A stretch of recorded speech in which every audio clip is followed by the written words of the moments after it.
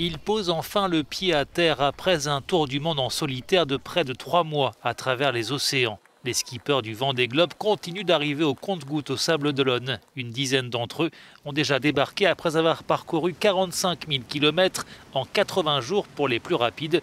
Une quinzaine d'autres sont encore en course sur l'Atlantique. Yannick Bestaven sur Maître Coq 4 a été déclaré vainqueur de cette édition grâce aux bonifications de temps obtenues pour sa participation au sauvetage de Kevin Escoffier. Son compatriote Charlie Dalin sur Apivia avait franchi le premier mercredi la ligne d'arrivée. Un peu d'amertume pour le navigateur, malgré tout très heureux d'avoir conclu cet incroyable tour du monde à la voile. C'est sûr que quand j'ai vu Yannick Bestaven brandir le trophée, ça a été un petit pincement au cœur. Hein. Ouais, je vais pas le mentir. C'est vrai que malheureusement, pour moi, le jeu des compensations, des bonifications m'en empêche. Mais il n'y a aucune polémique à avoir. Je fais partie du jeu, c'est la règle et je l'accepte pleinement. Ouais, moi, ce que je retiens, c'est que j'ai franchi cette ligne d'arrivée en tête, que j'ai rendu une bonne copie pour mon premier Vendée Globe.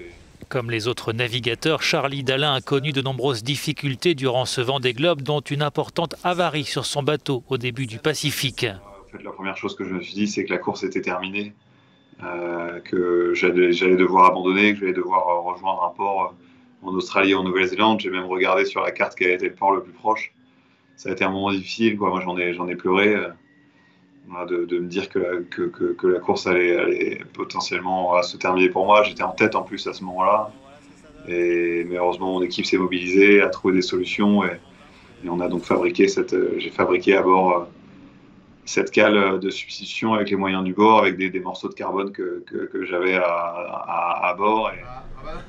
Charlie Dalin a passé pratiquement 3 mois seul en mer, une expérience psychologique parfois éprouvante sur laquelle revient le skipper. C'est vrai que voilà, il y a la fatigue qui s'installe jour après jour, semaine après semaine, mois après mois.